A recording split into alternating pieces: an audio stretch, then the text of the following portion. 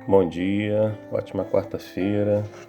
Vamos a mais um estudo da lição, hoje 14 de setembro. Hoje a lição fala sobre autossuficiência. Autossuficiência. Você se considera uma pessoa autossuficiente? Bom, o dicionário ele vem dizendo que autossuficiência é ter capacidade de viver sem depender de outra pessoa, ser uma pessoa independente. Você se considera isso? Acredito que cada um de nós dependemos totalmente de Deus. Sem Deus não somos nada, não é isso? Bom, a lição ela vem trazendo dois exemplos, né, de pessoas que foram autossuficientes.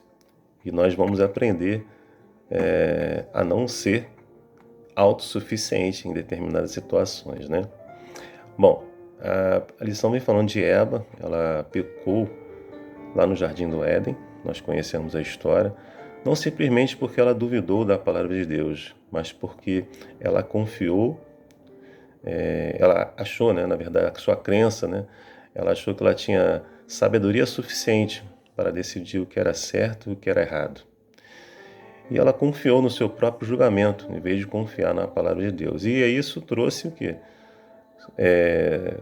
Sofrimentos, problemas. Nós conhecemos bem a história. Aqui também tem uma história, a história do rei Saul. Nós vimos que Samuel, o profeta, ungiu a Saul como rei de Israel.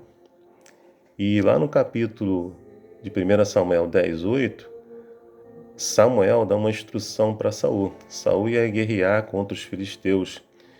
E Samuel disse para ele, ó, você vá e no 7º dia eu estarei lá para fazer holocaustos pacíficos ao Senhor, para que o Senhor esteja com você nessa guerra contra os filisteus.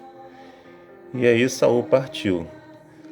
Vocês podem ver o relato dessa história em 1 Samuel 13, do verso 1 ao 14. Ali diz que o exército dos filisteus estavam se aproximando e eles tinham um número muito grande de soldados. E o povo, né, os homens de Israel, os soldados, vendo o exército dos filisteus, eles ficaram meio que acuados. Eles achavam que eles estavam em apuros, vamos dizer assim, e eles estavam sem espaço.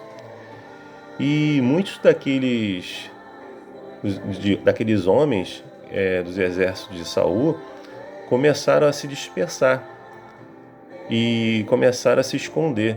Alguns se esconderam em cavernas, em buracos, em penhascos, em túmulos, em cisternas. Alguns atravessaram o Rio Jordão e foram para outras cidades, como Gade, Gileade, temerosos.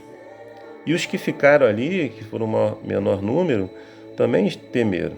E Saul, vendo aquela situação, né, e sob pressão, ele avaliou a situação com seus próprios olhos, o que estava acontecendo, né? Depois ele declarou que os filisteus iriam conquistar eles ali, ou seja, ele começou a ter um pensamento negativo em referente ao que ele estava passando. E depois ele tomou a atitude de oferecer sacrifícios, porque olhando com seus próprios olhos, né, ele presumiu que isso seria a solução do problema. Mas ele estava tomando a frente do profeta Samuel, que era sacerdote. Só ele poderia fazer isso. Então nós vimos que uma situação sob pressão que ele estava passando e as situações que ele estava presenciando do seu exército fizeram que ele tomasse essa atitude, mas não era a atitude correta. E aí, logo depois que ele ofereceu esse sacrifício, quem chega? Samuel. E fala para ele, por que tu fizeste isso? Você foi nércio, você tomou uma atitude, você quebrou um mandamento de Deus. Deus iria confirmar o seu reinado, o seu reino nessa batalha. E agora o seu reino não mais subsistirá. E haverá um outro rei que irá substituir você. Então, assim, você vê a consequência do ato de Saul ao oferecer holocaustos pacíficos, que não era uma obrigação dele. Então, o que faltou aí para Saul? Faltou ele entregar, esperar e descansar no Senhor. Aguardar a condução de Deus. E ele não soube aguardar isso. E muitas vezes nós também fazemos exatamente igual. Ou seja, confiamos na nossa própria visão humana, confiamos no nosso próprio pensamento, nos nossos próprios sentimentos. E agimos, assim como Saul agiu. E a ideia não é essa. Deus quer que você entregue a sua dificuldade, o seu problema, nas mãos dele, espere e descanse nele, porque ele com certeza agirá. Que nós possamos realmente fazer isso na nossa vida, diariamente, em todas as situações.